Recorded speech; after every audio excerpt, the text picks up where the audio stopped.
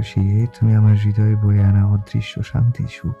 এই যে তোমায় দেখছি, আমার সব ব্যথা সেরে গিয়েছে। সবার মাঝে আয়াজ বসে আছে। বিকেলের শেষ সময় সব লোকজন আসে, সবাই একত্রিত হয়ে কথা বলছে। আয়াজ চুপচাপ কথা শুনে যাচ্ছে। অনেক মানুষ এসেছে তাকে দেখার জন্য। রুয়াত ইনিমার কাছে যাওয়ার সময় আয়াজকে চোখে পড়লো তার। সেদিকে আর না দেখে ইনিমার কাছে চলে গেল। ইনিমা একা রুমে শুয়ে আছে। জাফরি এতক্ষণ রুয়াতের সাথে ছিল, এখন সে আবার বলছে তার মায়ের কাছে যাবে। আপু, জাফরি তোমাকে খুঁজছে। ইনিমা তড়িঘড়ি করে উঠল। ভীষণ খারাপ লাগছে তার, আজ কাজের চাপ অনেক ছিল। এই মেয়েটাও আমায় ছাড়া থাকে না, জানে মা অসুস্থ, তারপর এমন করা লাগবে তার। রোদ ভ্রু কুচকে চাইলো বোনের দিকে। এমন করছো কেন? বাচ্চা মানুষ বোঝে না এসব। জাফরিকে ইনিমা কোলে নিল। বাচ্চাটা একদম চুপ হয়ে আছে। মায়ের রাগকে বরাবরের মতো খুব ভয় পায়। রুয়াতের কথায় ইনিমা তাকালো তার দিকে। রুয়াত আবারও বলে, বাসায় যাবে কখন? সন্ধ্যা হতে বেশি দেরি নেই, আর সন্ধ্যা করে গেলে মা বকবে তোমায়। ইনিমা মাথা নাড়ায়। হ্যাঁ যাব, মাকে বলে নেই। মায়া চৌধুরী এসে উপস্থিত হলেন ইনিমার রুমে। রুয়াতকে দেখেই মায়া চৌধুরী হাসি দিলেন। প্রতি উত্তরে রুয়াতও হাসলো। ইনিমা বিছানা থেকে সরে জায়গা করে দিল মায়া চৌধুরীকে বসার জন্য। বলে, মা, আমাদের তো দেরি হয়ে যাচ্ছে, বাসায় যেতে হবে, আর সন্ধ্যা হয়ে গেলে মা বকবে। মায়া চৌধুরীর হাস্যোজ্জ্বল মুখটি মুহূর্তেই উধাও হয়ে গেল। তুমি এখন আর বাসায় থাকো না? কেমন খালি খালি লাগে সব। কবে যে দুবোন একবারের জন্য আমার বাসায় আসবে, আমি শুধু সে কথাই ভাবি সারাক্ষণ। আচ্ছা, তোমরা তৈরি হয়ে থাকো, আরহামকে বলবো দিয়ে আসতে। মাথা নাড়ায় ইনিমা। মায়া চৌধুরী চলে গেলেন। রুয়াত শুধু কোনো মতে ওড়না পেঁচিয়ে নিল। এখন আবার হিজাব পাততে বিরক্ত লাগবে তার। ইনিমা তার আলমিরা থেকে কিছু ড্রেস নিল। এই বাড়িতেও আছে, কিন্তু যেহেতু সে অনেকদিন থাকবে, আবার মাঝে মাঝে হসপিটালে চেক আপ করাতে যাবে, তাই সে অনেকগুলো ড্রেস নিয়ে নিল। প্রায় একটা বড় ব্যাগ নিয়েছে। রুয়াত বেডে বসে পা নাড়াচাড়া করছে। জাফরি পায়ের ওপর পা তোলে তার মায়ের কাণ্ড দেখে যাচ্ছে। মায়া চৌধুরী আরহামকে ডেকে আনলো। আরহাম কোমরে হাত দিয়ে ইনিমাকে দেখে যাচ্ছে। তার বউটা চলে যাবে ভেবেই মন খারাপ হচ্ছে। ওই বাসায় গিয়ে ইনিমাকে দেখে আসতে পারবে, কিন্তু তার কাজের এত চাপ থাকে, খুব কম সময় যেতে পারবে ওখানে। আরহাম বাবা, তুই ওদের দিয়ে আর বিকেল থাকতে থাকবে। ইনিমা তো অসুস্থ, তাই তাড়াতাড়ি দিয়ে আসা ভালো। মায়া চৌধুরীর কথা আরহাম তাকায় তার দিকে। ইনিমাও ওড়না পেঁচিয়ে নিল। আরহাম স্বাভাবিক স্বরে বলে, ঠিক আছে। আচ্ছা, তোরা বের হয়ে নিচে আয়, আমি রুয়াতকে নিয়ে আয়াজের কাছে নিচে যাচ্ছি। মায়া চৌধুরী রুয়াত আর জাফরিকে নিয়ে নিচে চলে গেল। ইনিমা ড্রেসিং টেবিলের ওপর থেকে মোবাইলটা নিয়ে নিল। আরহাম এখনো তার কোমরে হাত দিয়ে দাঁড়িয়ে আছে। তার ভাবভঙ্গির কোনো পরিবর্তন নেই। ইনিমা আরহামের সামনে এসে দাঁড়ায়। আরহামের দুপাশের কোমর থেকে হাত সরিয়ে দেয়। চলো নিচে যাই। আরহাম ইনিমার হাত ধরে টেনে এনে তার সাথে একদম মিশিয়ে নিল। ইনিমা দু হাতে আঁকড়ে ধরেছে আরহামকে। আরহাম একটু নিচু স্বরে বলল, তুমি চলে যাবে? ভালো লাগছে না গো, তোমাকে ছাড়া আমি কিভাবে থাকবো? ইনিমা ভ্রু কুঁচকে ফেলে। হঠাৎ আরহামের এরূপ ভালোবাসা ঠিক হজম করতে পারছে না। আজ এত ভালোবাসা দেখাচ্ছ যে? আরহামের মুখটা ছোট হয়ে যায়। আবার তৎক্ষণাৎ এসে ইনিমার গালে মৃদু কামড় দিয়ে বলে, না, ভালোবাসলে তোমার এক মেয়ে হয়েছে কিভাবে, আবার আরেকজন আসছে কিভাবে হলো? ইনিমা তার কাঁধ ধরে দাঁড়ায়। একটু রাগী স্বরে বলে, বড় হয়েছে তারপর এসব কথা কমলো না, নির্লজ্জ পুরুষ কোথাকার। আরহাম একটু উচ্চ স্বরে হাসে। ইনিমার কপালে তার অধর ছুঁয়ে দেয়। ইমা ফাইরোজের জন্য বরাবরের মতো আরহাম তাইম চৌধুরী একজন নির্লজ্জ পুরুষ। বেড়ে থাকা ব্যাগ আরহাম হাতে নিল। ইনিমার হাত ধরে বেরিয়ে গেল রুম থেকে। মায়া চৌধুরী রুয়াতকে বসালো আয়াজের পাশে। তাদের মধ্যে দূরত্ব অনেক বেশি। যারা যারা আয়াজকে দেখতে এসেছিল সবাই চলে গিয়েছে। ফজলুল চৌধুরী বাসায় না থাকার কারণে আয়াজ একাই বসেছিল নিচে। জাফরি আয়াজ আর রুয়াতের মাঝে যে জায়গাটা ছিল ওখানে বসে পড়লো। আয়াজ তার দিকে তাকানো মাত্রই একটা মুচকি হাসি দিল।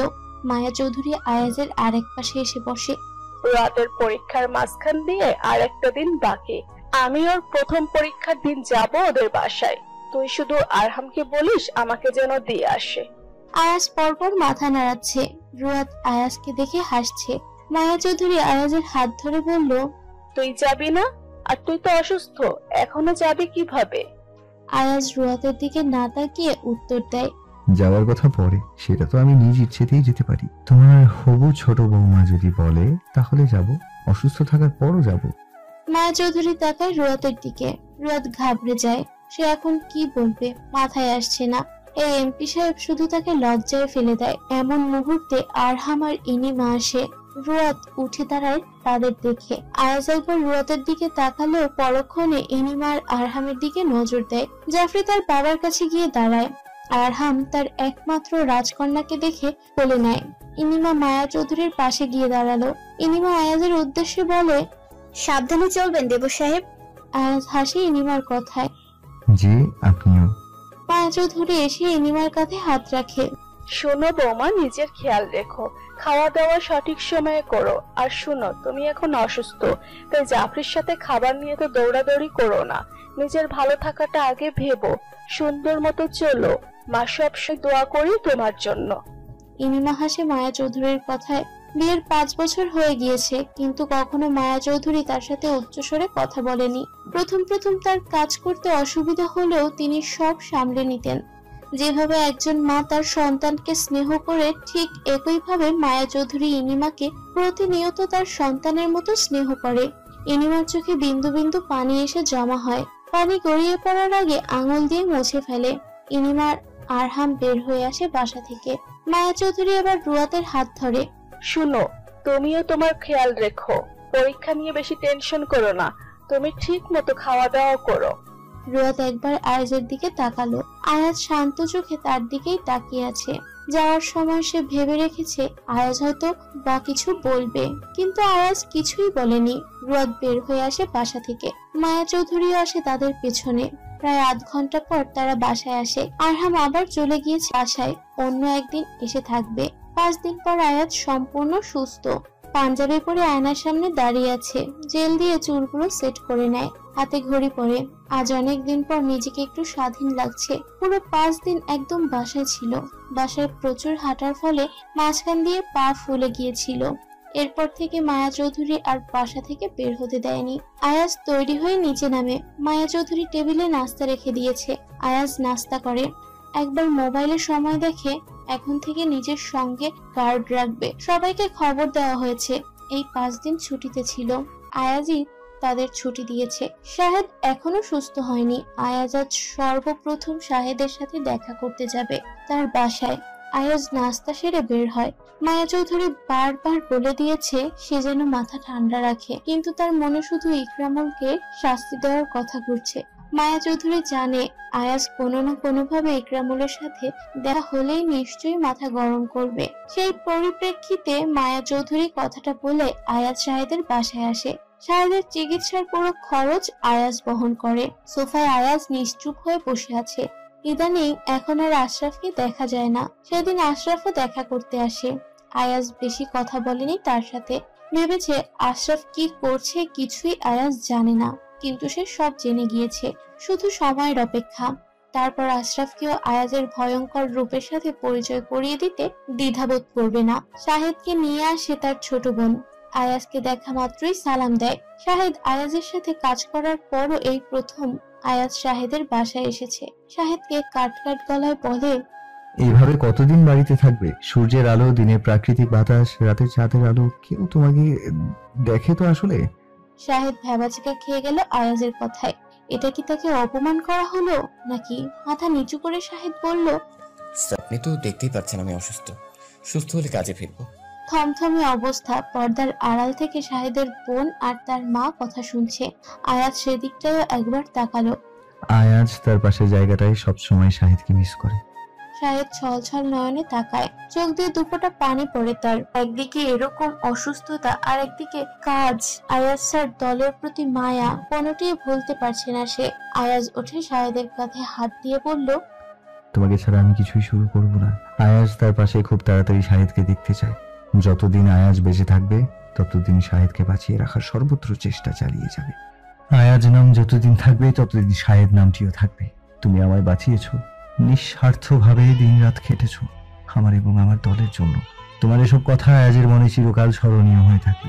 খুব জলদি আমি শাহেদকে সুস্থ দেখতে চাই। শরীরের সুস্থতার দিকটা আল্লাহর হাতে, আর মনের সুস্থতা তুমি ফিরিয়ে আনবে, মজবুত রাখবে। হাস্যোজ্জ্বল আভা ছড়িয়ে পড়ে শাহেদের চোখ মুখে। দূর থেকে তার মা পর্দার আড়াল থেকে ক্রমাগত চোখ মুছে যাচ্ছে। মানুষটা সত্যি উদার মনের। শাহেদের বোন আয়াজের এমন কাণ্ডে হেসে যাচ্ছে। তার বান্ধবীদের থেকে শুনেছে আয়াজ তাইম চৌধুরী অমায়িক মনের মানুষ। আজ প্রত্যেকটি কথা হিসেবে হিসেবে মিলে যাচ্ছে। আয়াজ বের হয়ে আসে শাহেদের বাড়ি থেকে। এবার তার অফিসে যাবে। অনেকদিন পর তার চিরচেনা জায়গা দেখে হাসলো। এবার পুরনো কাজ নাড়া দিতে হবে। আজও বেশ কয়েকজন দেখা করতে আসলো আয়াজের সাথে। সব পলিটিক্যাল মিটিং কাজ শেষ করে ইকরামুলকে নিয়ে রিসার্চ করতে বসলো। ল্যাপটপে ডুবে আছে। 3 ঘন্টা পর তার সব কাজ সফল হলো। এবার শুধু ইকরামুল তার ফাঁদে পা দিলেই হবে। আয়াজ তার চেয়ারে মাথা হেলিয়ে দিয়ে আসছে। ইকরামুলের জন্য এবার সত্যি ভীষণ কষ্ট। আয়াজ বেশ কিছুক্ষণ রেস্ট করলো।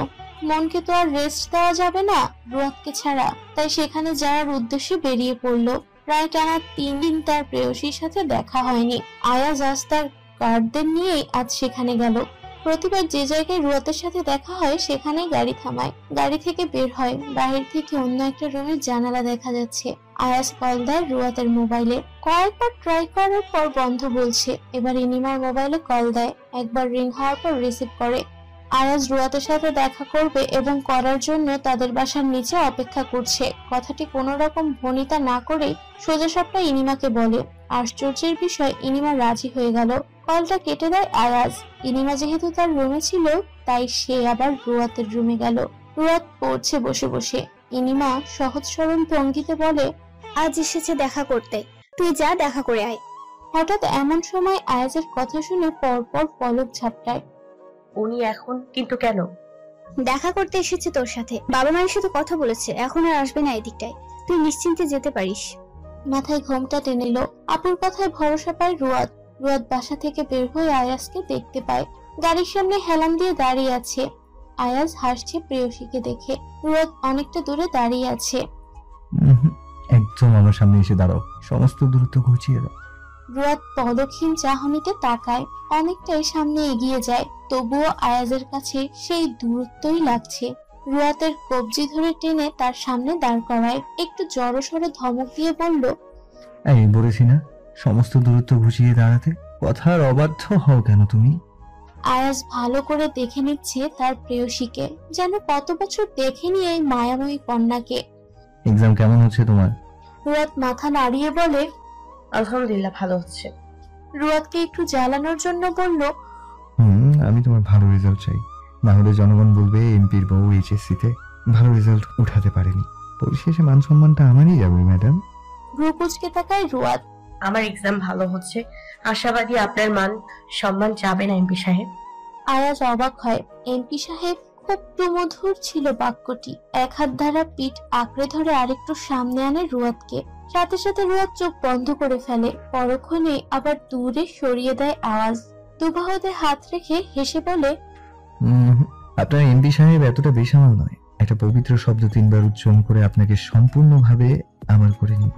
রুয়াত ফাইরোজ দয়ত্রী, যেখানে থাকবে না কোনো রূপ বাধা। আর সেই দিনটি খুব কাছে। আজ রুয়াতের পরীক্ষার শেষ দিন। শুরুটা খুব ভালো হয়েছিল। এখন শেষ ভালোটা দেখতে চায়। কলেজের ইউনিফর্ম পরে রেডি সে। এই কয়টা দিন আয়াজ তাকে যথেষ্ট হেল্প, সাহস, কেয়ার সবকিছুই করেছে। আর এত কিছুর জন্য বিশাল বড় ধন্যবাদ তাকে। আয়াজের কথা মনে উকি দিলে এক চিলতে হাসি ফুটে ওঠে মুখে। রুয়াত তার মায়ের রুমের উদ্দেশ্যে পা বাড়ায়। হান্নান মজুমদারও সেখানে আছেন। আজ রাতের সাথে তিনি যাবেন। গত রাতে আয়াজ বলেছিল সেও আসবে, কিন্তু সেটা পরীক্ষার পর। সকাল সকাল ভীষণ কাজের চাপ থাকে তার। মেহরুবা জাফরের সাথে ভিডিওতে কথা বলছে। ইনিমা 7-8 দিনের মতো থেকে আবার চলে যায়। হান্নান মজুমদার রেডি হচ্ছে। রুয়াত তার মায়ের রুমে যায়। মেহরুবার পাশে বসে। রুয়াত হাস্যজ্জ্বল চাহনিতে তাকায় জাফরির দিকে। পাশেই ইনিমা বসে আছে। জাফরির বাচ্চা তো তার মিনমিনকে দেখে খুশিতে হাতে তালি দেওয়া শুরু করলো। রুয়াত তার মোবাইল বন্ধ করে রেখেছে, কিন্তু বেশিরভাগ সময় আয়াজের জন্য ফোনটা অন করে রাখতে হতো। একবার অনেক বকাও দিয়েছিল আয়াজ। এরপর থেকে শুধু আয়াজের সাথে কথা বলার সময় মোবাইল অন করে রাখতো। যখন কথা হতো না তখন মোবাইল বন্ধ করে রাখতো রুয়াত। আর এই কারণেই জাফরি কথা বলতে পারে না, কলও দিতে পারে না। হান্নান মজুমদার নিচে এসে তাড়া দিচ্ছে। রুয়াত কিছু সময় ইনিমার সাথেও কথা বলল। মেহরুবা কল কেটে দিয়ে রুয়াতের পেছন পেছন আসে। মাকে বলে বাইরে অগ্রসর হয়। শেষ পরীক্ষা এই নিয়ে মোটামুটি একটু টেনশনে আছে। মেহরুবার সামনে রুয়াত দাঁড়ায়। মা দোয়া করো। রুয়াতের কাদো মুখ দেখে মেহরুবা হেসে দেয়। প্রতিবার রুয়াত এমন করে, ছোটবেলা থেকে বড় হলো কিন্তু স্বভাবের আর পরিবর্তন হলো না। টেনশন করিস না, ভালো হবে। মা দোয়া করি তো সব সময় তোর জন্য। মাথা নাড়ায় রুয়াত। হান্নান মজুমদারের ডাকে সেদিক ছুটে। আর অপেক্ষা করলো না। দেরি হয়ে গেলে হাজারো সমস্যার সম্মুখীন হতে হয়। এ কদিনে এমন আহরহ ঘটনা দেখে ফেলেছে। বোর্ড পরীক্ষা দেওয়ার শিক্ষার্থীরা এত অসচেতন। হান্নান মজুমদারের সাথে রুয়াত পৌঁছে সেখানে। তো আশরাফ, কি অবস্থা তোমার? এত মোটা হয়ে যাচ্ছ আজকাল। আশরাফ অবাক চোখে আয়াজের দিকে তাকায়। মুখে সুন্দর করে কথা বললেও চোখ দিয়ে যেন আগুন বের হচ্ছে। আয়াজ আশরাফকে একটু সময় দিয়েছিল, কিন্তু না, অগোচরে ঠিকই আশরাফ ইকরামুলের হয়ে কাজ করছে। উত্তর দিতে বেশ সময় দেয়নি আয়াজ। পুনরায় জিজ্ঞেস করে, ইকরামুলের দুর্নীতির টাকা মাসে মাসে পেয়ে যাচ্ছ, ভালো ভালো খাচ্ছ, মোটা হয়ে যাচ্ছ দিনকে দিন। আমার থেকেও টাকা নাও, আবার আমার দলের সাথে কাজ করে সেই দলের গোপন খবর পাচার করছো। তোমাদের মতো মানুষদের আসলে কি করা উচিত বলো? ভালো হওয়ার একটা সুযোগ দিয়েছিলাম, সব জেনেও চুপ ছিলাম। তুমি তো আর ভালো হলে না। আয়াজের সাথে বেইমানি করার শাস্তি তুমি পাবে আশরাফ। আর যার হয়ে কাজ করছো না, সে এই অবস্থানে থাকবে আর 2 দিন। তারপর কি করবে শুনি? এই যে এখানে তোমার সহযোগী যতজন আছে সবাইকে খুব ভরসা বিশ্বাস করি আমি। বর্তমানে ভরসা আর বিশ্বাসের জায়গা থেকে তুমি সরে গিয়েছো। তোমাকে আমি বিন্দু মাত্র বিশ্বাস করি না। একবারও বুক কাঁপলো না তোমার? এতই সাহস তোমার? তোমাকে আমি আমার দলে নিয়ে খুব বড় ভুল করেছি। আমার জীবনের সব থেকে বড় ভুল এটা। আশরাফ আয়াজের দুপা জড়িয়ে ধরে। আজ যদি আয়াজ খেপে যায় তাহলে সে নিশ্চিত আয়াজকে মেরেই শান্ত হবে। ইকমুলের ফাঁদে পা দিয়ে মস্ত বড় ভুল হয়েছে। আগেই সাবধান হওয়া উচিত ছিল তার। লোভ লালসা তার জীবনটা তছনছ করে দিল। আয়াজ মুখ খিচে রাগ কন্ট্রোল করার চেষ্টায় আছে। ভয় সবার মধ্যে আতঙ্ক ছড়িয়ে পড়েছে। আর কিছু একটা হবে এখানে বেশ ভালো করেই বুঝতে পারছে তারা। স্যার, আমাকে ক্ষমা করে দিন, আর একটিবার আমাকে সুযোগ দিন স্যার। কাঁদতে কাঁদতে মাটিতে বলে আশরাফ। এ কথায় যেন আয়াজের রাগ তীব্র গতিতে বেড়ে যায়। পা ছাড়ো, তোমার নোংরা হাত দিয়ে আমাকে ধরবে না। আশরাফ ছাড়লো না। আয়াজ একবার পা ছাড়া দিয়ে দেয়, কিন্তু সে ছাড়ছে না। শাহেদের দিকে অগ্নি দৃষ্টিতে চেয়ে বলে, শাহেদ, গান বের করো। একটু সংকোচ বোধ করলো শাহেদ। আয়াজ সচরাচর এসব হাতে দেয় না। আজ কি সত্যি আশরাফকে কিছু করে ফেলবে নাকি? কানে কথা যাচ্ছে না তোমার? প্রচন্ড জোরে কথাটি বলে আশরাফ। শাহেদ মাথা নিচু করে ফেলল। স্যারকে একটু বোঝানো দরকার, এভাবে হুটহাট কিছু করে ফেলে হবে না। স্যার, বলছিলাম কি একটু বসে যদি কথা বলতেন। আতঙ্কে আশরাফের গলা শুকিয়ে গিয়েছে। আয়াজ কি তাকে মেরে ফেলবে নাকি? তোমাকে এত কথা বলার অধিকার দেইনি। ওর যা প্রাপ্য আমি তাই দিব ওকে। আর এখানে প্রত্যেকটা মানুষের উদ্দেশ্যে বলছি, বেঈমানি করলে এমন শাস্তি ভোগ করতে হবে। শাহেদ গান এগিয়ে দেয় আয়াজকে। আশরাফ চোখ বন্ধ করে ফেলে। এই বুঝি আজ তাকে মেরে ফেলবে। আয়াজ একবার ভ্রু কুঁচকে তাকায়। একাকার সমান ভয় দেখতে আশরাফের চোখে মুখে। কিন্তু শাস্তি তো দিতেই হবে। স্যার, আশরাফের 22 দিনের একটা সন্তান আছে, নতুন জন্ম নেওয়া। আরো 2 ছেলে মেয়ে আছে স্যার। ওকে মারবেন না স্যার, সন্তানগুলো বাবা ছাড়া হয়ে যাবে স্যার। আয়াজ হাত থেকে গান ফেলে দেয়। আশরাফের কানে শাহেদের কথাগুলো যায়। চোখ খুলে সবার আগে আয়াজের দিকে তাকায়। নিচে সেই অনাকাঙ্ক্ষিত জিনিসটি পড়ে আছে। নিজের শরীর চেক করে, না, কোথাও কোনো ব্যথা লাগেনি। আয়াজ তাকে কিছুই করেনি। তারপর আয়াজের দিকে দুবার তাকানোর ফলে আয়াজ তার শরীরের সব শক্তিকে কাজে লাগিয়ে আশরাফের গাল বরাবর থাপ্পড় দিল। সাথে সাথে যেন গালটি জ্বলে উঠল। আয়াজের হাতের 4টি আঙ্গুলের ছাপ স্পষ্ট ফুটে ওঠে মুহূর্তেই। আশরাফকে সম্পূর্ণ আলোহীন রুমে 3 দিন বন্দী করে রাখ। কোন রকম খাবার দিবে না, শুধুমাত্র পানি ছাড়া। এর হেরফের হলেই তোমাদের অবস্থা খারাপ হবে, বলে দিলাম। এই জানোয়ারকে আমার সামনে থেকে নিয়ে যাও। এর মুখে থুতু ফেলতে আমার ঘৃণা লাগছে। তার স্বার্থপর চেহারা আমি দেখতে পাচ্ছি না। নিয়ে যাও একে। একজন সাথে সাথে আশরাফকে নিয়ে যায়। বের হয়ে আসে নিজের অফিস থেকে। শাহেদও চলে আসে। গাড়ির সামনে দাঁড়িয়ে আছে আয়াজ। রাগে তার শরীর ফেটে যাচ্ছে। শাহেদ আয়াজের সামনে এসে দাঁড়ায়। স্যার, বাসায় ফিরবেন এখন? আয়াজ শাহেদের কলার ধরে উচ্চস্বরে বলে, কেন আশরাফের পরিবারের কথা টেনেছো? কেন এভাবে বাধা দিয়েছো আমায়? তোমাকে আমার কাজে বাধা দেওয়ার সাহস কে দিয়েছে? শাহেদ মাথা নিচু করে মুচকি হাসে। সে জানে এখন আয়াজ থেকে এসব বলবে, আগে থেকে প্রস্তুতি নিয়ে এসেছিল। এমন তুলকালাম তাণ্ডবে আয়াজকে কি জবাব দিবে, সবকিছুই তার পূর্ব পরিকল্পনা ছিল। আশরাফ তার পরিবারের কথা শাহেদের কাছে বলে, আর সে এটাও জানে যে আয়াজ আশরাফকে কিছু না কিছু সিদ্ধান্ত নিয়েছে। এত সহজে যে তাকে ছেড়ে দিবে না সেটাও জানে শাহেদ। না, আশরাফের সাথে কোনো খাতির নেই তার, শুধুমাত্র আশরাফের পরিবারের কথা ভেবেই এসব করেছে। স্যার, মেরে ফেললে কি সব সমস্যার সমাধান হয়ে যেত? ওকে আপনি শাস্তির ডোজ বাড়িয়ে দিবেন, তাও মৃত্যু দিবেন না স্যার। ভবিষ্যতে আপনি বাবা হবেন, যাদের বাবা নেই তারা বাবার মর্ম বুঝে। আমি শুধু আশরাফের পরিবারের কথা ভেবে আপনাকে আটকেছি স্যার।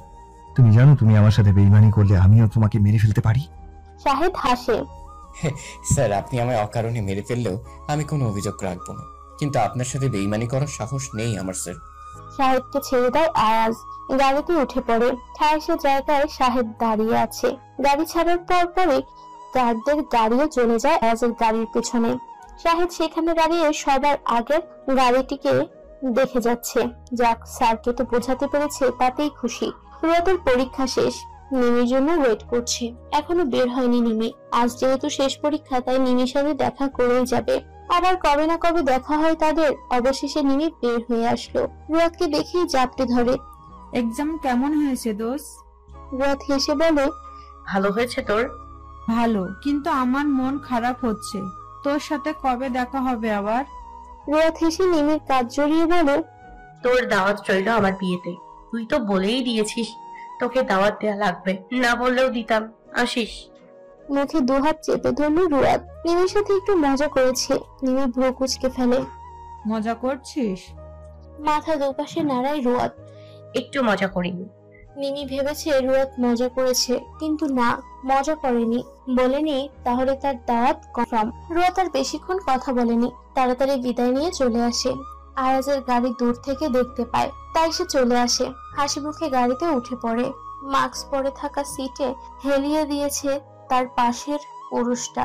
রুয়াত অধর কামড়ে ধরে, লোকটার কি হয়েছে?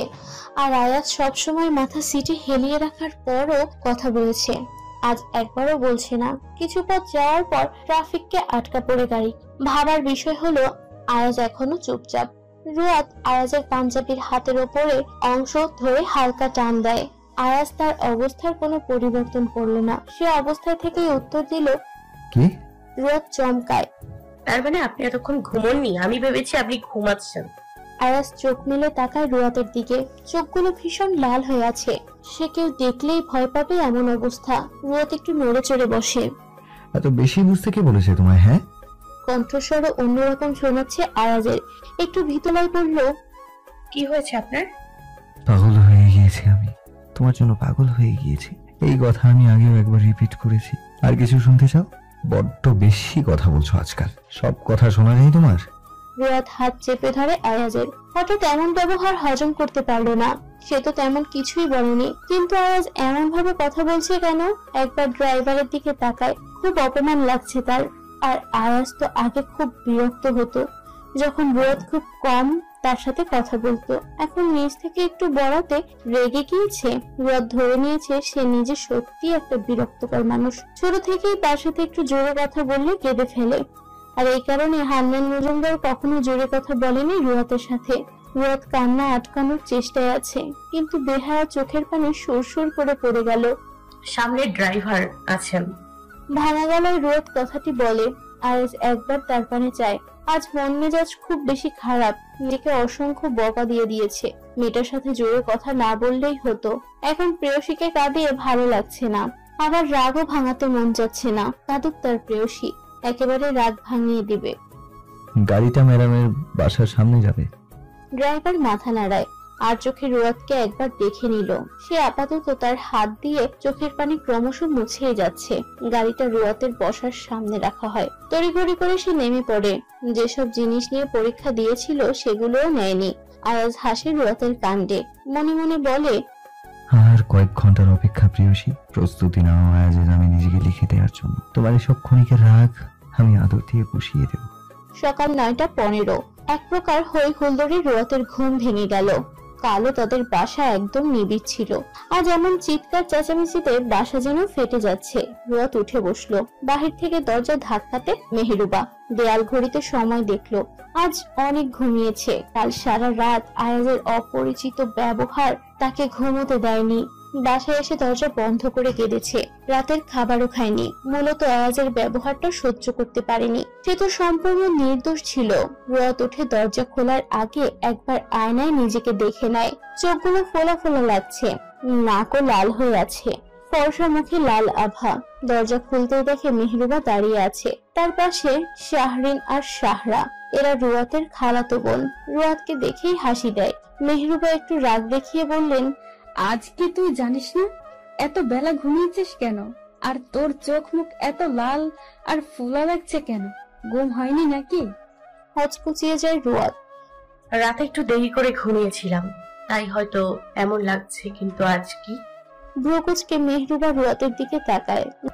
আজ ইনিমার শ্বশুর বাড়ি থেকে সবাই আসবে তোর আর আয়াজের বিয়ের তারিখ ঠিক করতে। কত কাজ পড়ে আছে আর মেয়ের ঘুম শেষ হয় না। তাড়াতাড়ি ফ্রেশ হয়ে আয়। আমি টেবিলে নাস্তা দিয়েছি, ফ্রেশ হয়ে নাস্তা করতে আয়। আর ডাকতে পারবো না।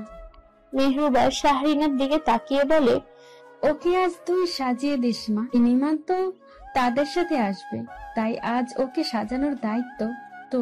আমি ঠিক সময়ে এসে তোকে শাড়ি দিয়ে যাব। তাড়াহুড়োয় মেহেরুবা নিচে চলে আসে। শাহরিন মাথা দুলায় তার খালামনির কথায়। রুয়াতের থেকে 2 বছরের বড় শাহরিন, তারও বিয়ে হয়েছে 1 বছরের বেশি সময় হয়েছে। শাহরিন রুয়াতের পাশে এসে দাঁড়িয়ে বলে, রুয়াত হেসে শাহরিনের হাত জড়িয়ে ধরে। ভালো আছি আপু। তোমরা কখন এলে? আর কে কে এসছে? মনে হচ্ছে বাসায় আজ অনেক মানুষ। মাথা নাড়ায় রুয়াত। একবার পাশ ফিরে শায়রাকে দেখে নেয়। একবার 10ম শ্রেণীতে পড়ছে।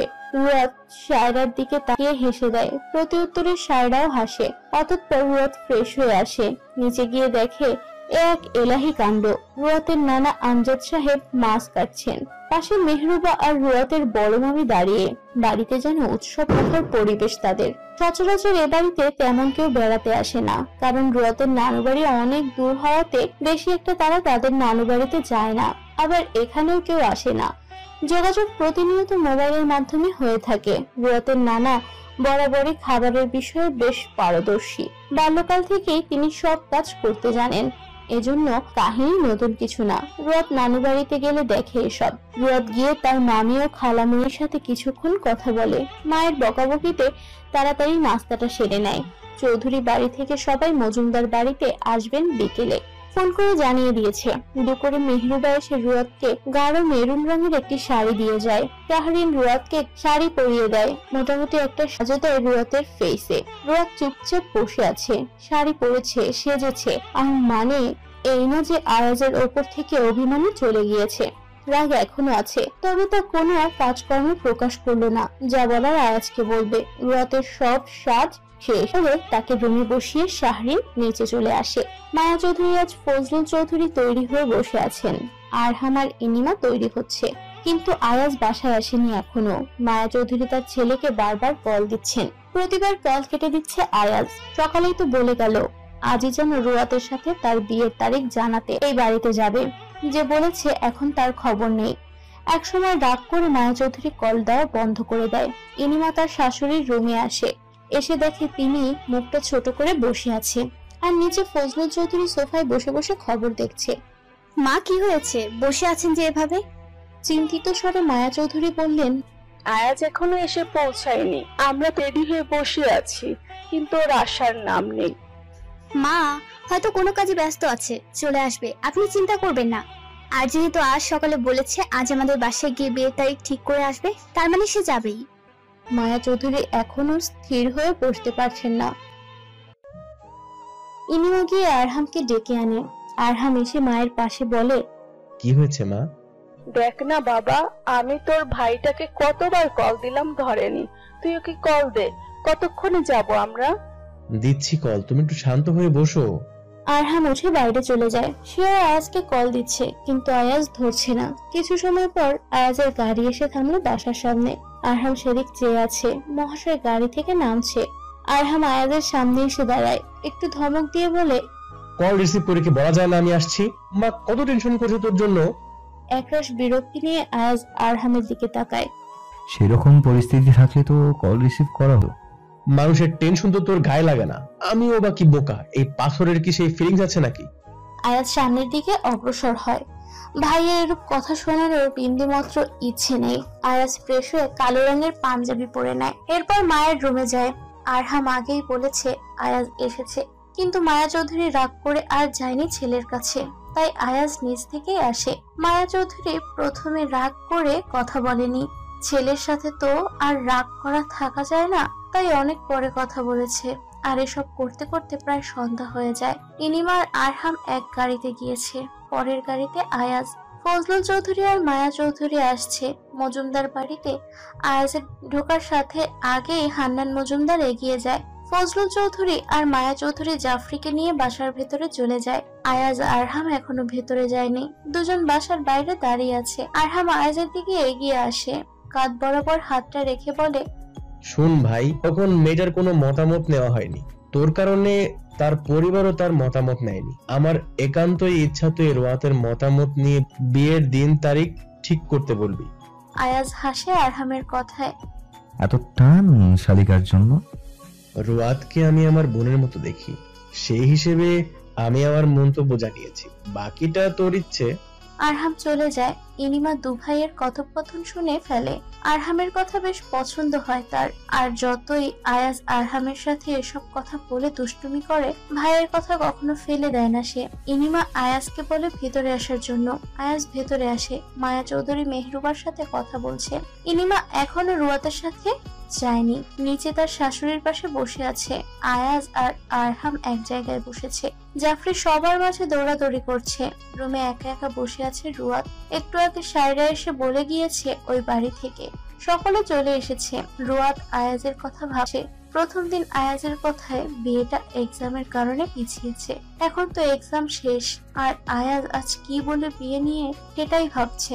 বিয়ে কথাটি মনে পড়তে বুক কেঁপে ওঠে রুয়াতের। সব কেমন অস্থির অস্থির লাগছে তার। ইনিমা চলো আমার সাথে, রুয়াতের সাথে দেখা করে আসি। ইনিমা মাথা নাড়িয়ে বলে, চলুন মা। মায়া চৌধুরী আর ইনিমা রুয়াতের সাথে দেখা করতে যায়। রুয়াত তাদের দেখে দাঁড়িয়ে যায়। মায়া চৌধুরী রুয়াতের থুতনিতে হাত রেখে বলে, কেমন আছো মা? রুয়াত একবার ইনিমার দিকে তাকায়, হেসে উত্তর দেয়, ভালো আছি আন্টি, আপনি কেমন আছেন? আমি তো খুব ভালো আছি, কারণ এখন থেকে তুমিও আমাদের সাথে থাকবে। রুয়াত বুঝেছে মায়া চৌধুরী কি বলতে চাচ্ছেন। অনিচ্ছা থাকা সত্ত্বেও হাসি দেয়। মায়া চৌধুরী কিছু সময় রুয়াতের সাথে বসে কথা বললে।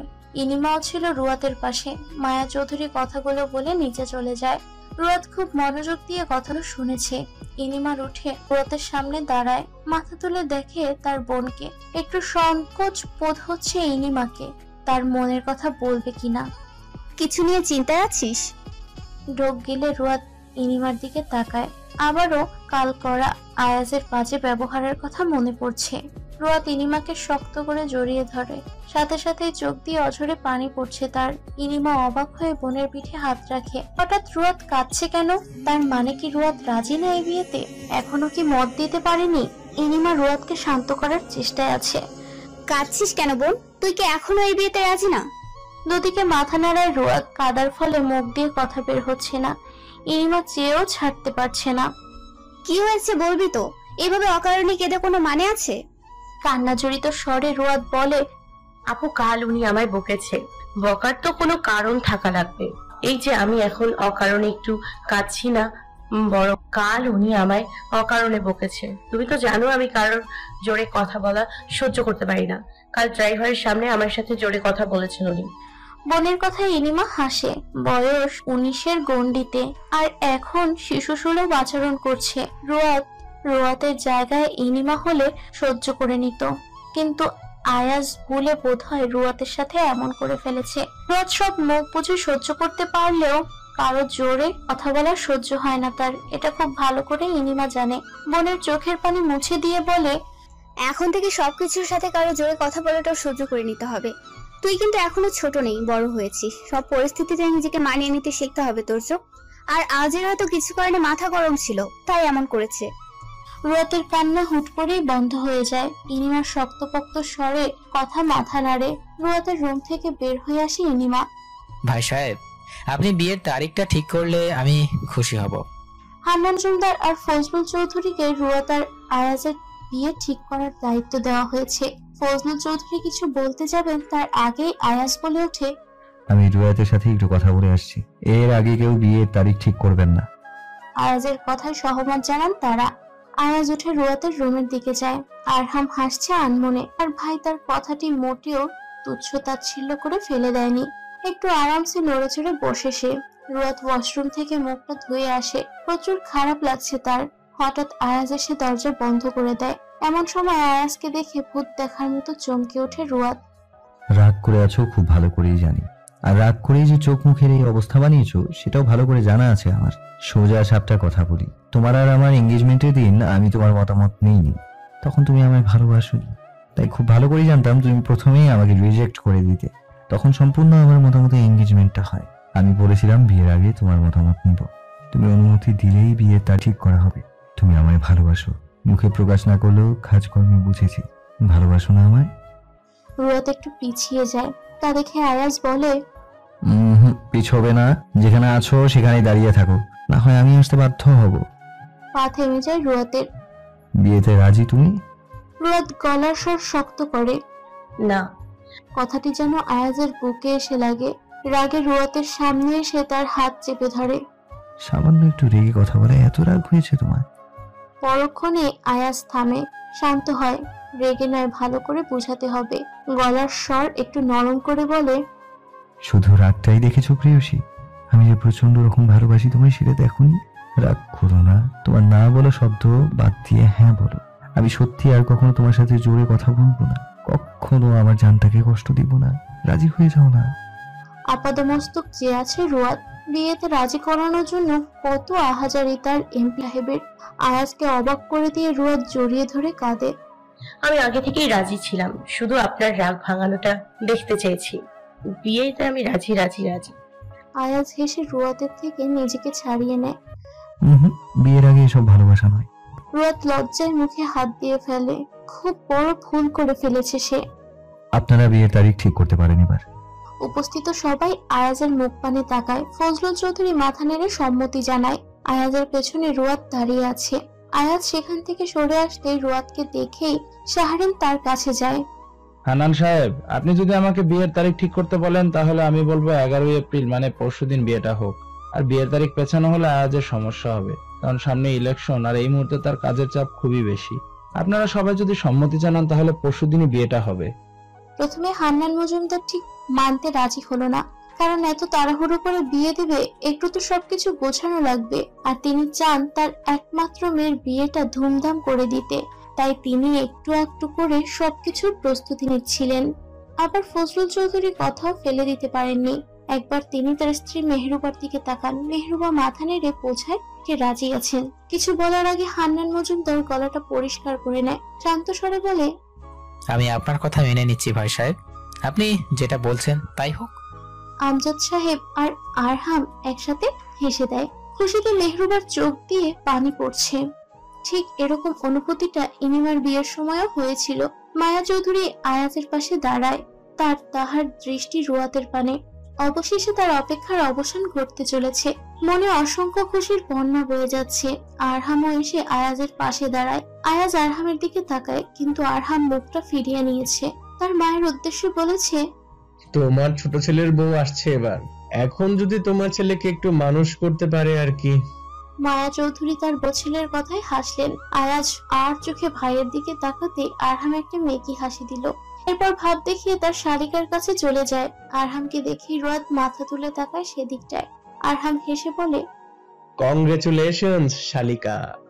সৌজন্যবোধক হাসে রুয়াত। সবাই সিদ্ধান্ত নিচ্ছে কিভাবে কি করবে। হান্নান মজুমদার তিনি তার সিদ্ধান্ত জানানোর আগে আয়াজকে জিজ্ঞেস করে বিয়ের তারিখের ব্যাপারটা। সে রাজি হয়। অতঃপর আয়াজের অনুমতি নিয়ে পরশুদিন বিয়ের তারিখ ঠিক করা হয়। মাঝখান দিয়ে রইল আর মাত্র একটা দিন। বিয়েটা খুব ধুমধাম করেই হবে। আয়াজ তার সব মতামত জানিয়ে দিল। ফজলুল চৌধুরী আর হান্নান মজুমদার মেনে নিয়েছেন। এসবের মাঝে রুয়াতের বেশ অস্বস্তি লাগছিল, তাই শাহরিনকে নিয়ে অন্য একটা রুমে চলে আসে। চৌধুরী বাড়ির সবার যেতে যেতে প্রায় রাত 11টার উপর বেজে গেল। যদিও তাদের থাকতে বলা হয়েছে, কিন্তু মায়া চৌধুরী কোনো মতেই রাজি হলো না, কারণ তাদের তো সবকিছু গোছানো লাগবে। ইনিমা থেকে গেল। মায়া চৌধুরী বলেছেন কাল আরহামকে পাঠাবে। এত রাতে ইনিমাকে তাদের সাথে নিয়ে যাওয়ার বিষয়টার মত দিতে পারেনি। সে হিসেবেই ইনিমা আজ থেকে গিয়েছে। কাল রুয়াত আর আয়াজের হলুদ অনুষ্ঠান করা হবে। এই অনুষ্ঠান ফজলুল চৌধুরী চেয়েছে তাদের বাসায় হোক, তাই কাল আয়াজ আর রুয়াতের হলুদ চৌধুরী বাড়িতে দেওয়া হবে। হান্নান মজুমদার আজ সারা রাত ঘুমাবেন না বলে দিয়েছেন। রুয়াতের বড় মামি মেহরুবা, আমজাদ সাহেব আর হান্নান মজুমদার সবাই মিলে লিস্ট তৈরি করেছেন, আর তাদের লিস্ট তৈরি করতে করতেই প্রায় ভোর 5টা বেজে গেছে। শাহরিন সবাইকে বলল তারা আজ সবাই মিলে আড্ডা দিবে। ইনিমা, সায়রা, রুয়াত রাজি হয় শাহরিনের কথায়। বাসায় প্রত্যেকটা মানুষ ঘুমায়নি, এবার যেন বিয়ে বিয়ে লাগছে। বিয়ের একটা আমেজ ছড়িয়ে পড়েছে। শাহরিন বুদ্ধি করে রুয়াতের 2 হাতে মেহেদি পরিয়ে দেয়। খুব সুন্দর করেই পরিয়ে দিয়েছে, আবার হাতের তালুর মাঝ বরাবর আয়াজ নামটিও লিখে দিয়েছে। বাট কিছু বলল না, শুধু তাকিয়েছিল। আয়াজ নামটা এখনো তার খুব পছন্দের, আর তার সাথে মানুষটাও। আর মনে হাসে রুয়াত। মোটামুটি দুপুর 12টার দিকে ঘুম থেকে ওঠে রুয়াত। তার পাশেই জাফরি, ইনিমা শুয়েছিল। চোখ খুলতেই দেখে তারা উধাও। বাসায় কোনো সারা শব্দ নেই, সবাই কোথায় যেন গেছে। ফ্রেশ হয়ে রুয়াত নিচে নামে। রান্নাঘর থেকে আওয়াজ আসছে। সেখানে গিয়ে দেখে মেহরুবা দাঁড়িয়ে নাস্তা রেডি করছে। ঘুম এখনো ঠিক মতো হয়নি রুয়াতের। বারবার চোখ ডলছে, যেন ঘুমটা চলে যায়, কিন্তু ঘুম তো গেল না, উল্টো চোখে জ্বালা পোড়া শুরু হয়ে গেল। একসময় রুয়াত রোবটের মতো দাঁড়িয়ে রইল। মেহরুবা তার মেয়ের দিকে তাকালেন। কি হয়েছে, এভাবে দাঁড়িয়ে আছিস কেন? ঘুম ঘুম স্বরে রুয়াত বলে, মেহরুবা চা বানাচ্ছে। আপু আর জাফরি কোথায়? রাতেও তো আমার পাশে শুয়েছিল। আর মেয়ের প্রশ্নের উত্তর দিচ্ছেন। আরহাম এসে নিয়ে গিয়েছে তাদের। রুয়া ছোট করে বলল, ও, কিন্তু বাসার সবাই কোথায়? আমাদের সবাই শপিং এ গিয়েছে। অনেক কেনাকাটা করা লাগবে তো। সকালে তোর 2 মামা এসে পড়েছে তোর বাবাকে হেল্প করার জন্য। আচ্ছা, তুই ফ্রেশ হয়ে আয়, আমি নাস্তা দিচ্ছি তোদের। সাথে শাহরিন আর সায়রাকেও আনিস।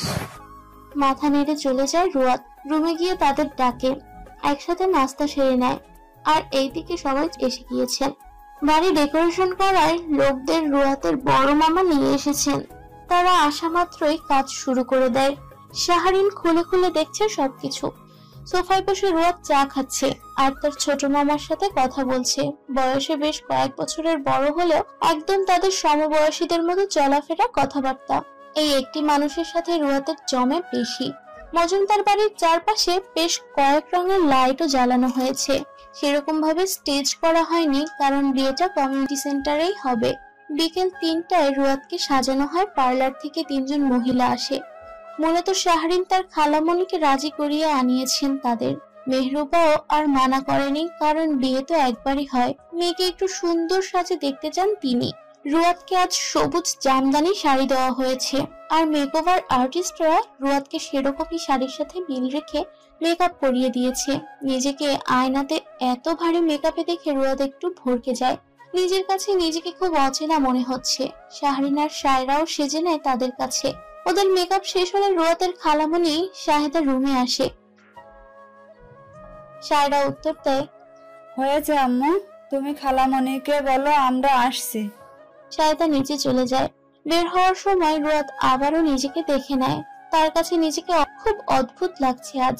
শাহরিন রুয়াতকে ধরে ধরে নিচে নামায়। হাতের চুড়িগুলো খুব বেশি ভারী ছিল, আর চুড়ির ঝুমগুলো বেশ লম্বা ছিল, তাই শাহরিনের সাহায্য নেয় সে।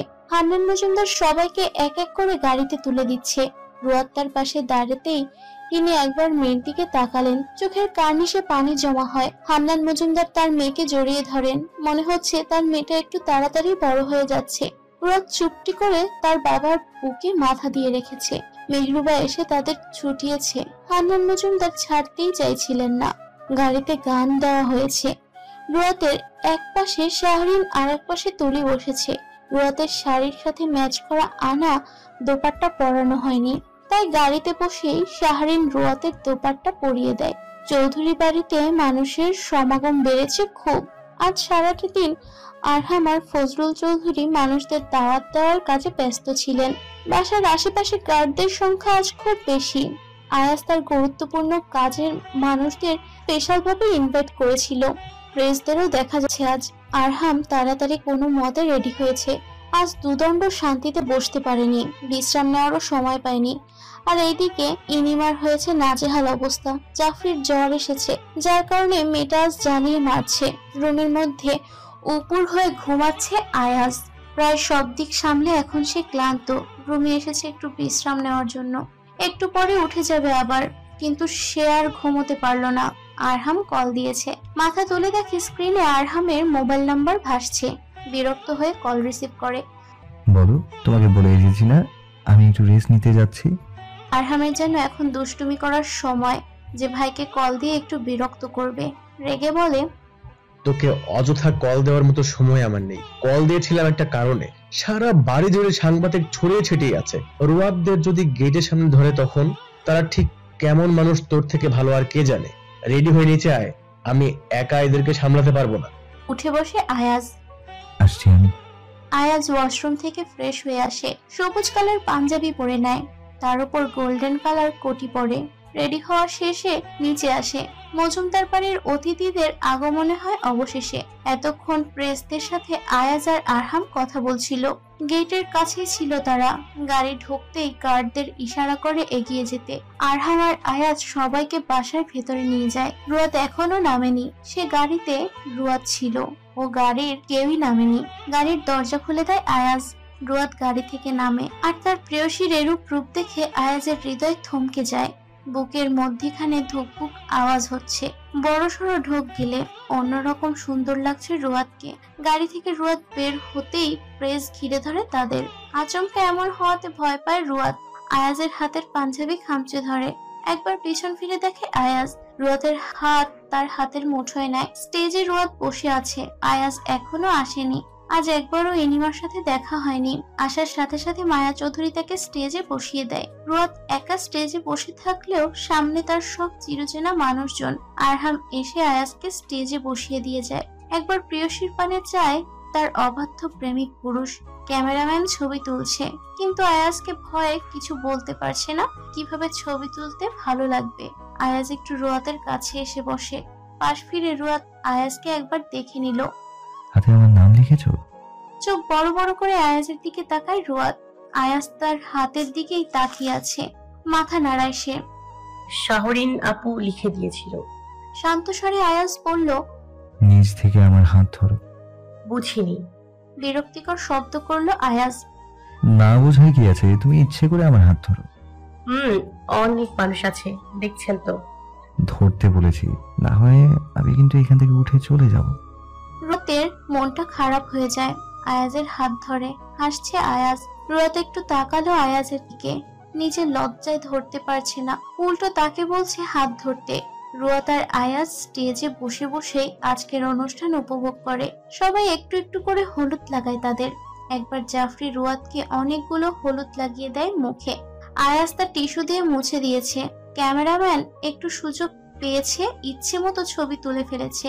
রাত 9টায় অনুষ্ঠান শেষ হয়। আবার রুয়াদের বাসায় যাওয়ার পালা। আরহাম সবাইকে গাড়িতে তুলে দিয়েছে। আয়াজ নিয়ে আসছে রুয়াদকে। মাঝপথে থামে তারা।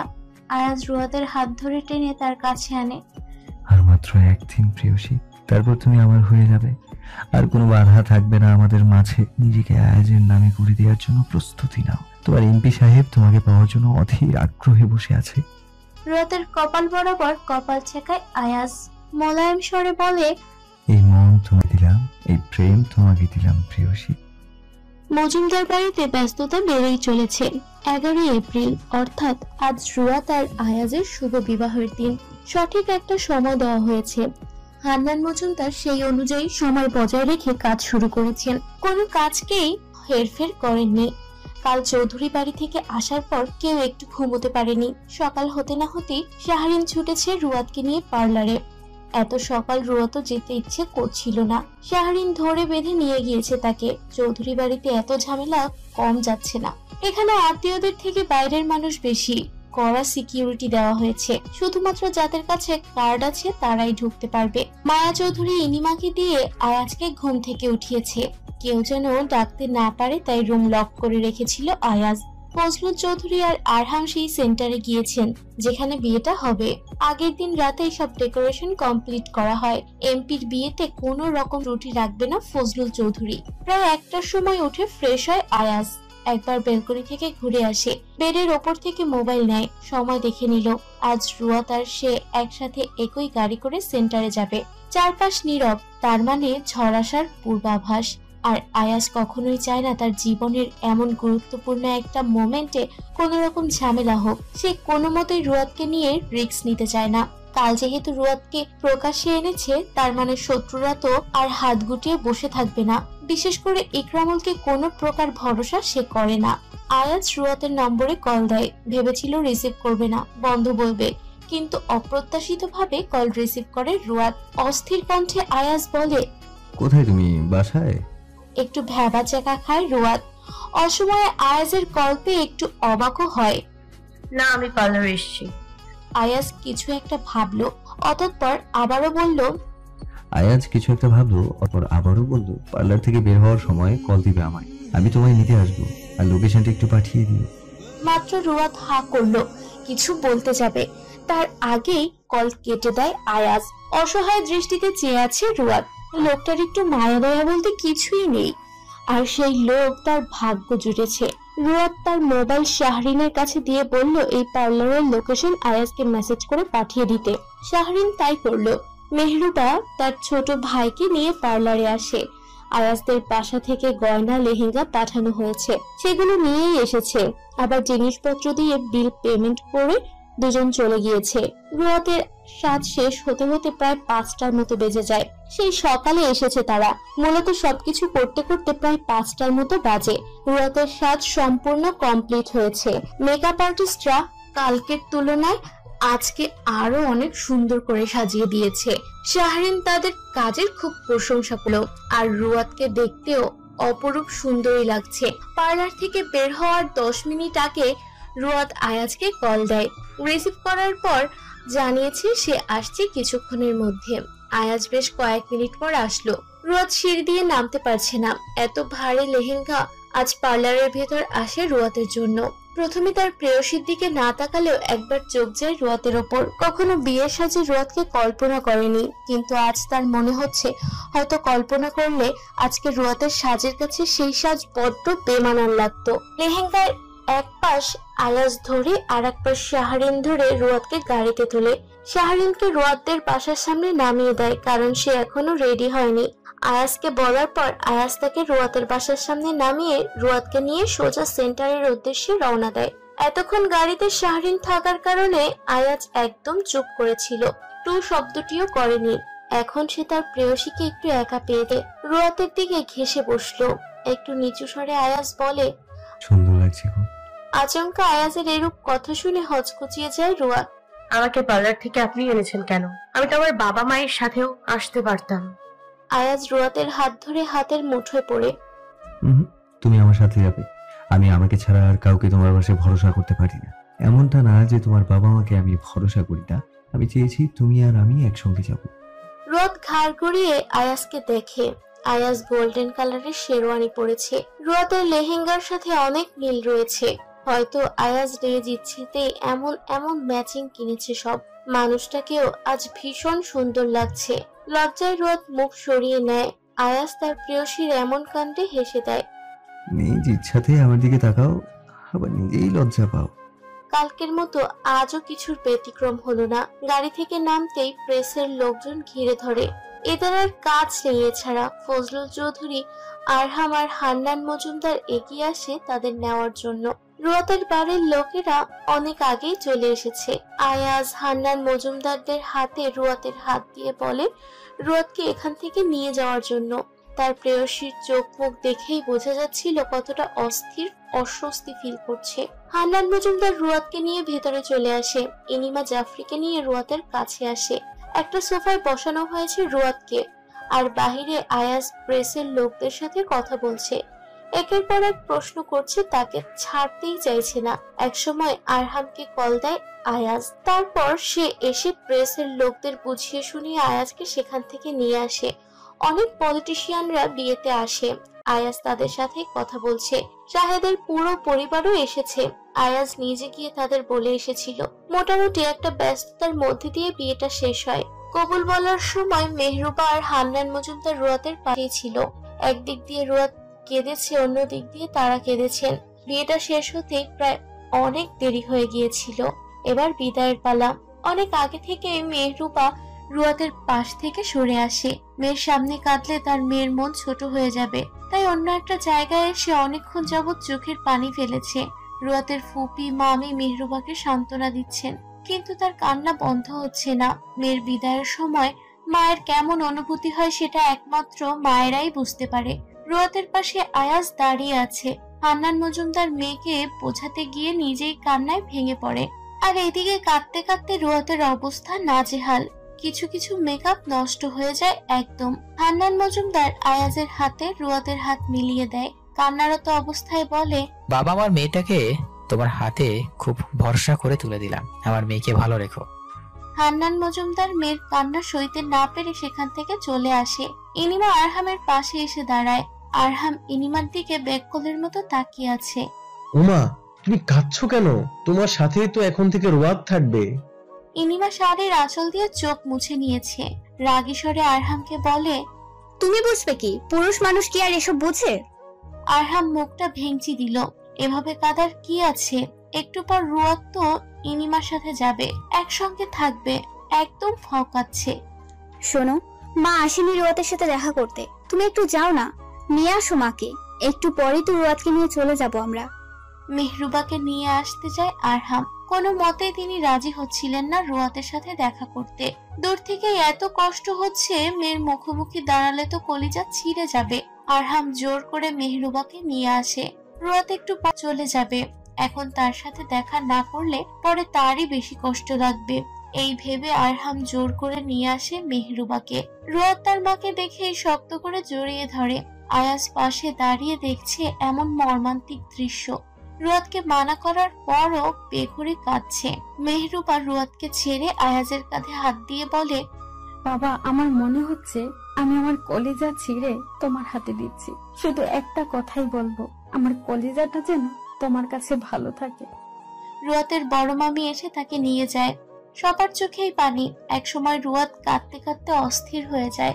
ইনিমা তাকে বুকে জড়িয়ে নেয়। রুয়াতের হাত পা যেন ভেঙে আসছে এমন অবস্থা। গায়ে এক ফোঁটাও শক্তি। মোটামুটি সব মেহমান চলে গিয়েছে। এখন যারা আছে তারা তাদের আত্মীয়।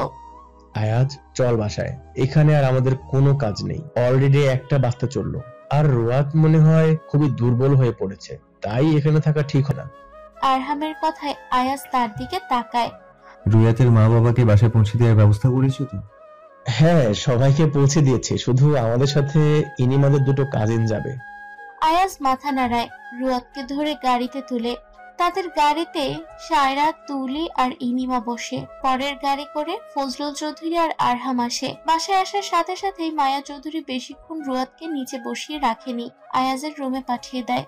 আয়াজের রুমে এ পর্যন্ত গুনে গুনে 4 বার এসেছে রুয়াত। সারা রুমে গোলাপ সহ আরো অনেক ফুল মিক্সড করে রুমটা সাজানো হয়েছে। রুয়াত বেডের এক পাশে বসলো।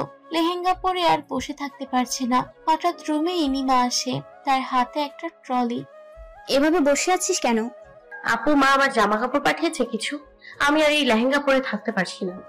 ইনিমা ট্রলি থেকে একটা ড্রেস বের করে দেয় রুয়াতকে। মূলত ড্রেসটা টপস টাইপের, এ পরলে রুয়াত কমফোর্ট ফিল করবে। ড্রেস রুয়াতের হাতে দিয়ে বলে, এখন এটা পর, সকালে আমি এসে তোকে শাড়ি পরিয়ে দেব। আচ্ছা, লেহেঙ্গার ওনার পিনগুলো একটু খুলে দাও। ইনিমা রুয়াতের লেহেঙ্গার ওড়নার সব পিন খুলে দিল। এর ফাঁকে আয়াজ রুমে আসে। ওয়াশরুমে ফ্রেশ হতে যায়। কাজ শেষ হলে ইনিমা চলে যায়। আয়াজ ফ্রেশ হয়ে এসেছে। আয়নার সামনে দাঁড়িয়ে গায়ে ব্লু কালারের একটা টি শার্ট পরে নিচ্ছে। রুয়াতের উদ্দেশ্যে আয়াজ বলে, ফ্রেশ হয়ে আসো, যাও। মাথা নাড়ায় রুয়াত। অতঃপর ফ্রেশ হতে চলল। রুমের সোফায় বসে বসে আয়াজ মোবাইল দেখছে। একটু চারপাশের খবর নেওয়া দরকার। রুয়াত ফ্রেশ হয়ে আসে। দরজা খোলার আওয়াজ শুনে আয়াজ সেদিকটায় তাকায়। হাতে তার বিয়ের লেহেঙ্গা। ট্রলির উপর লেহেঙ্গা রাখতেই আয়াজ একটু উচ্চস্বরে বলে উঠল, হ্যাঙ্গারে রাখো। সেখানটায় রোয়াত লেহেঙ্গা রাখে। আয়নার সামনে দাঁড়িয়ে তার গায়ের সব ভারী গহনাও খুলে ফেলে। এতক্ষণে যেন দম ফিরে এসেছে। কি যে পরিমাণ অস্বস্তি লাগছিল তার। একটু এখানে আসো তো রুয়াত, তোমার কপালে কি জানি লেগে আছে। রোয়াত আয়নায় দেখে নিজের কপালে কিছুই নেই। কোথায় কিছু না তো।